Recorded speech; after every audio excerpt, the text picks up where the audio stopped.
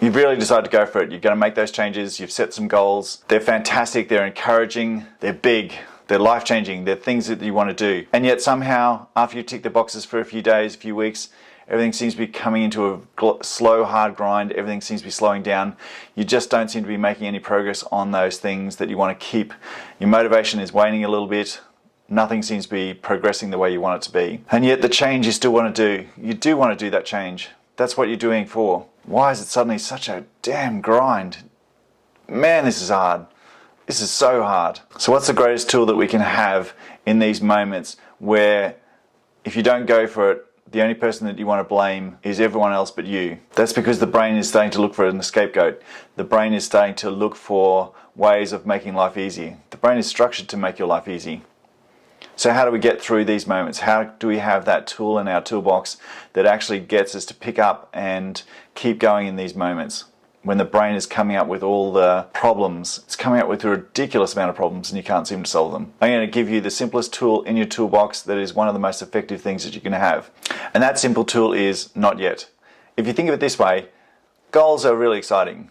Goals every day are something that's over the horizon generally, that we're working towards, that we've got to make our plan for, and that we're really setting out different things that will help us get there. There may be a number of things that have to come together. There may be an integral thing that has to happen.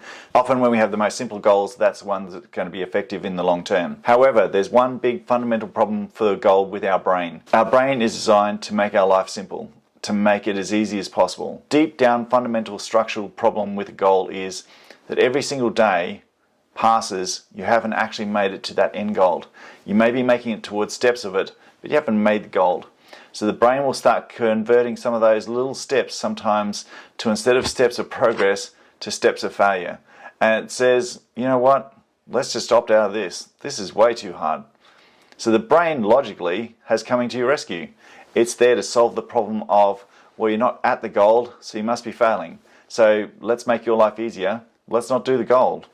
Let's not do the whole grind to get to that goal. The one simple tool that I can give you in this moment that helps you overcome that thought process of when the brain is coming up with unsolvable problems that you just can't seem to work forward through.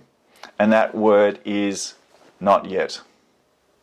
It's as simple as that. I know that sounds sometimes way too easy, but when we're trying to reframe something, sometimes the easiest things are the simple things that actually work. And using the phrase not yet is sometimes the simplest method we can use to actually get back on track.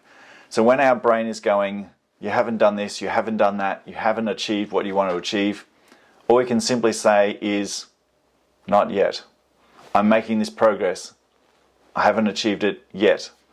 I'm looking to do this, but I'm not there yet. It's amazing how sometimes that little simple switch of words, that simple wordplay can make an effective circuit breaker to the words that are pounding down in our head about protective, simple, don't do it, it's way too hard, let's stay in our comfort zone. I just haven't achieved it yet. I'm working towards it. I haven't got there yet. Try and replace that in your reframing strategy to help you get through those little mental hurdles that you're finding that are compounding the fact that you can't get started or you can't stay motivated.